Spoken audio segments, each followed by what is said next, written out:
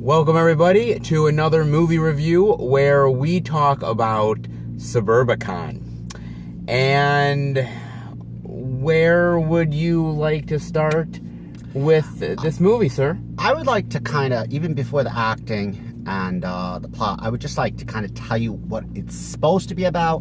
What you thought it was about was this guy whose family gets murdered, and you think in the trailers that he's going and fighting revenge.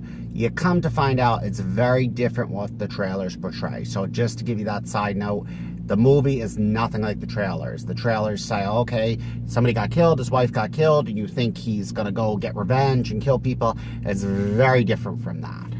No, you are right. I love the trailer. I thought the trailer was great, but man, this really was completely different than what the trailer really, I think. I mean, everything is there from the trailer, but it's just different in the way that it's presented. And I guess that's, can't believe every trailer you ever see. And, Absolutely. Part of it. But I guess the best place to start if you want to is basically the plot, and I'm going to have you try to bring this together, because I know I sure can't. Well, the plot, basically there was a lot of stories being told. It was 1950s show.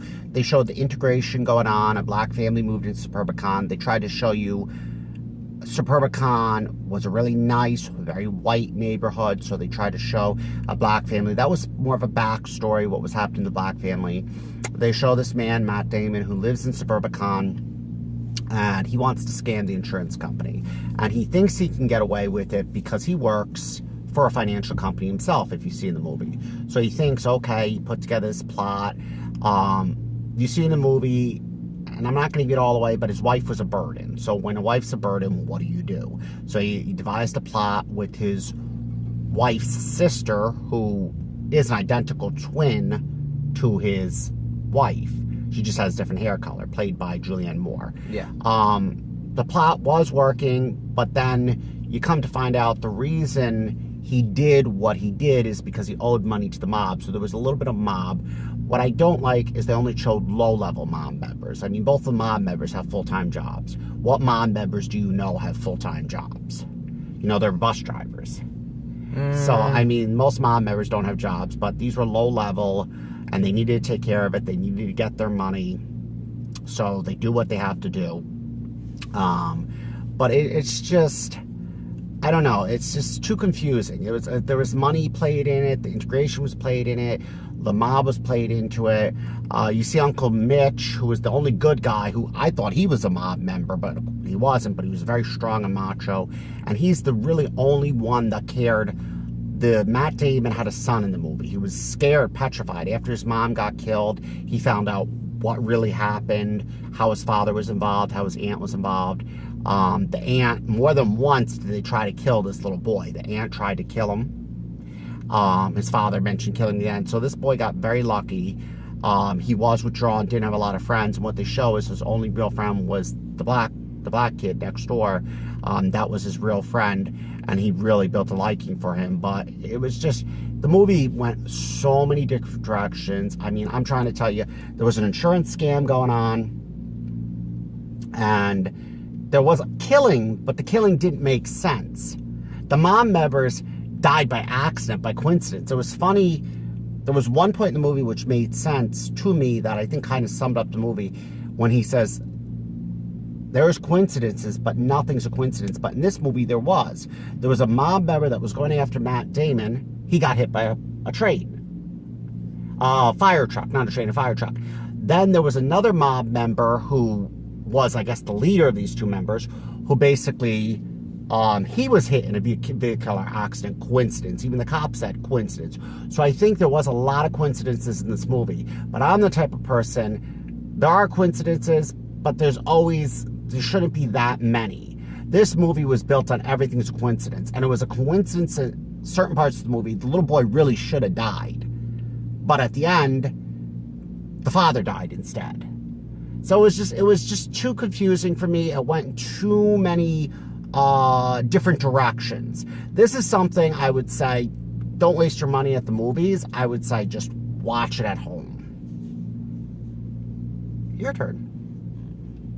Wow. That was a mouthful, sir. I Well, was hoping for a sentence or two, but you just went full. I had to explain it. You were going full tilt. Holy moly! Well, you told me to explain it I best. told you. I didn't think full tilt. And by the way, spoilers, everybody, because he spoiled the hell out of this. Absolutely, you have to spoil this. But there's no way you can't spoil this movie without explaining the movie. Look, boy, talk about you giving away your rating almost. I did not give away my rating. Well, no. Not yet, not till the end. Look, I'm not gonna lie, this plot is incredibly confusing in the sense that it makes no sense why things are there in the first place. You know what? I think Mother was a little bit more understandable than this movie. That's saying a lot. That's saying a lot. Trust me. And we had problems with Mother. Couldn't follow the damn thing. This, oh man. Mother, I think, was a little bit more easy to explain than this movie. You and I get stuck with these ones. I know we do. Oh boy.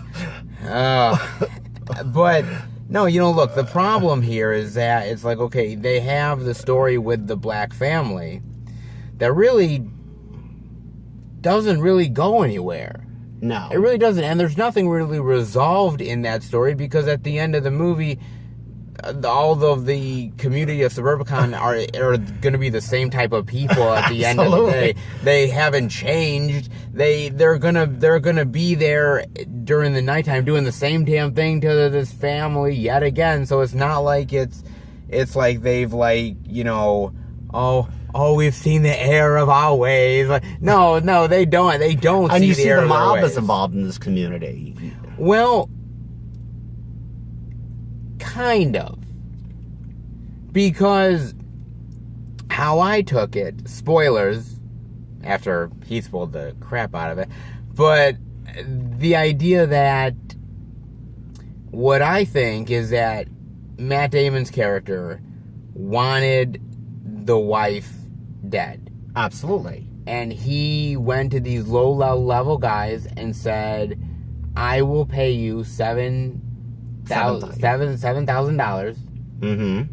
in order to kill my wife. Mm-hmm. They kill the wife.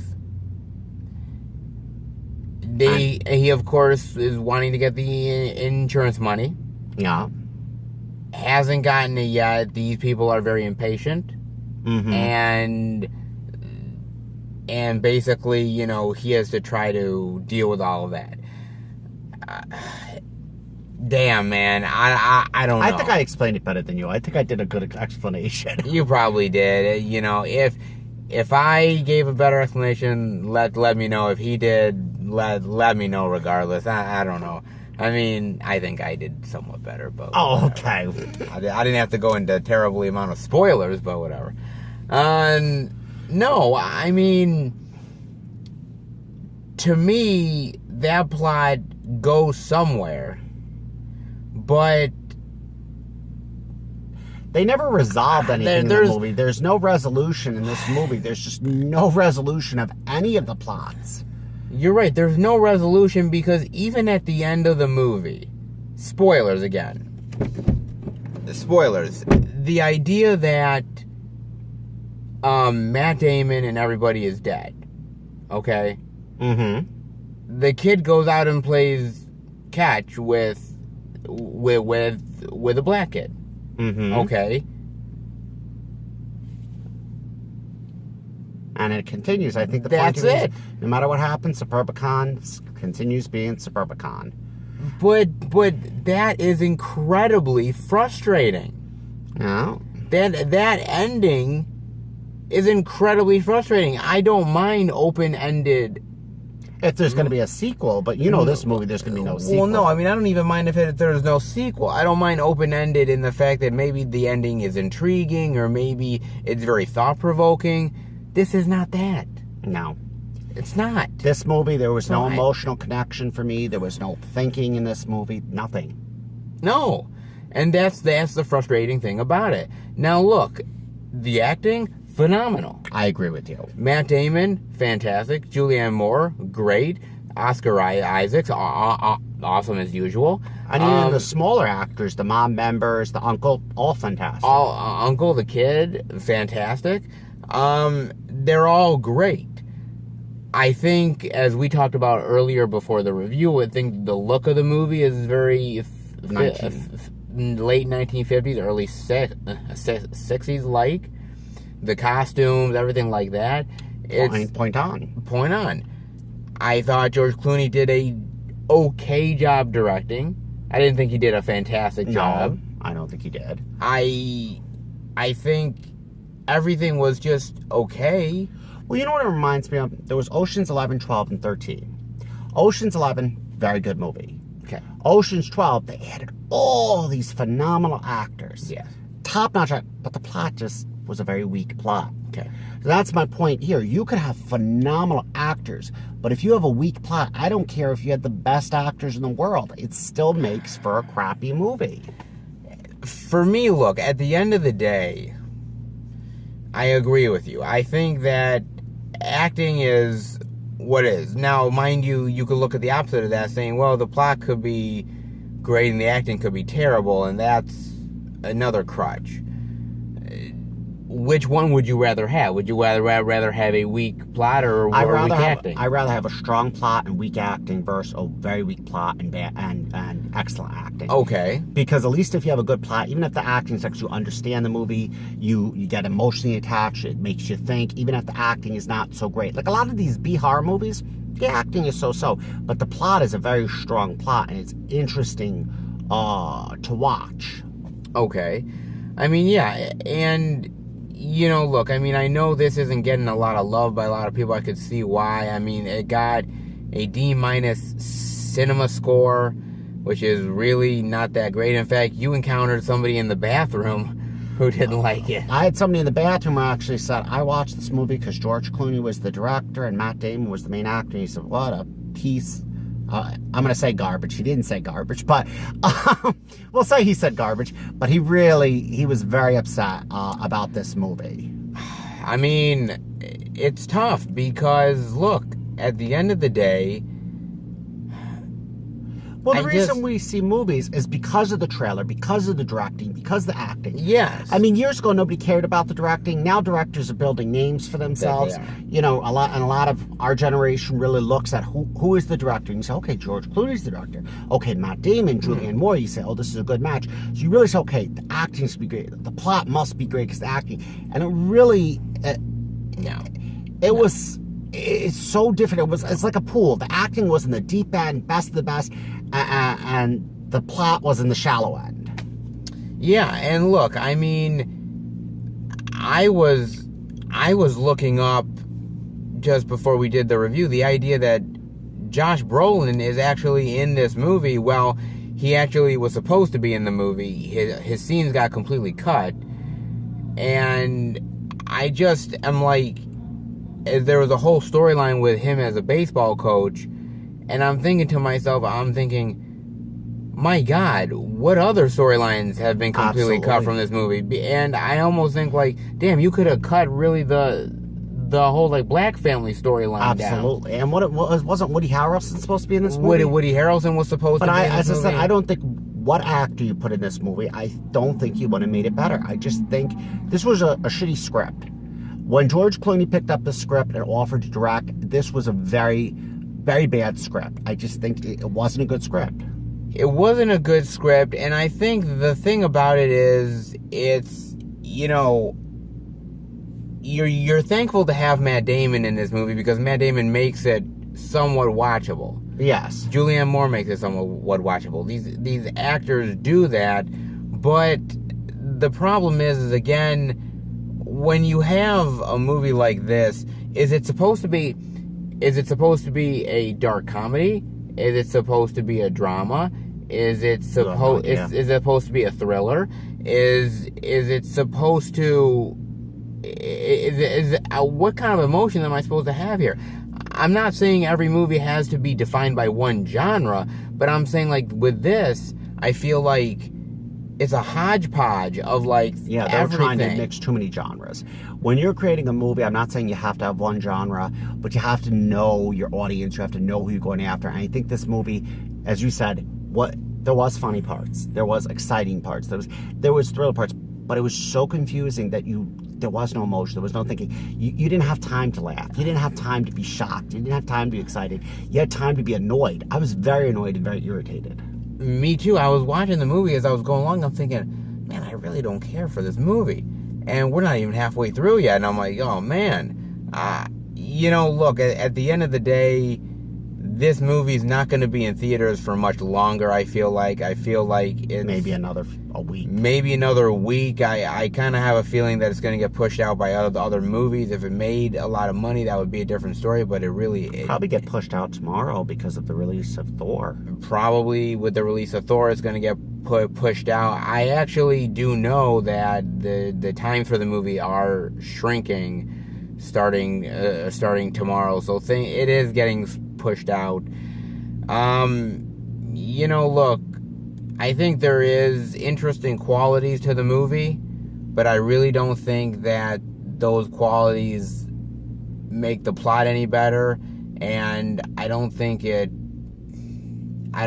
get any more enjoyment out of it. You could watch a movie from the 50s or 60s and probably get a hell of a lot more enjoyment out of it than what you're getting out of this movie. What are your final thoughts and grade rating for Suburbicon, sir? Wait until this comes out. I'm going to say this, and this is the meanest thing I probably said, but we have a family video here. We have a Redbox here. Wait until not even Redbox. Wait until it comes on Netflix, so it's free. Wait until it comes on TV, cable, where it's free, or just wait until it's 2 for $1, 50 cents at Family Video. This is not money that I really pay that much. I would not buy this movie, and if I ever did rent this movie, I wouldn't even go to the movies. I would basically say this type of movie, just wait until it's really cheap. It's not. This is a movie that you will talk about because it will irritate you, it will annoy you. But there's no central theme, there's no central storyline, and the acting, I'm sorry, the acting was phenomenal, the set was phenomenal. I'd have to really say, I'm going to give it a high D, and the only reason I'm giving it a high D is because of the acting and because of the 50s theme. If it didn't match the theme and it didn't have good acting, I'd probably give this movie an F. Wow, okay. Well, it's an honest rating. Can't really fault you for it. For me, look, like I said, I think the setting is accurate, the clothes, cars, all that jazz.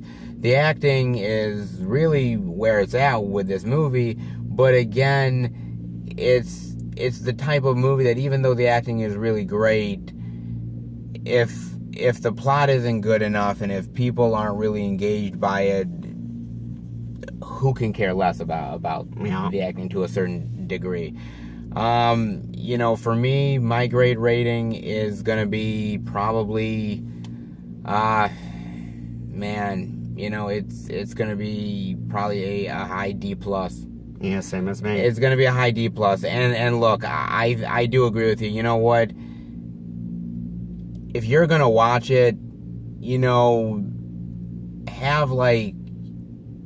have one of your drunk friends buy it at Best Buy and just and have them buy it, and then you watch it, and then they'll wake up the next morning like, what happened? What did I buy?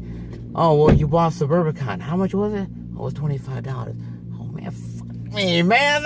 Exactly. Damn, man. And the movie sucked. That kind of thing. But yeah, I would easily skip it. I really would. This is one of those ones where the trailer was far better than the movie was, and it happens.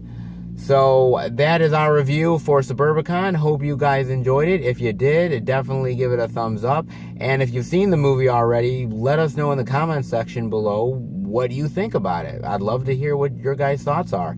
And we will be back next time for another movie review. Take care, guys.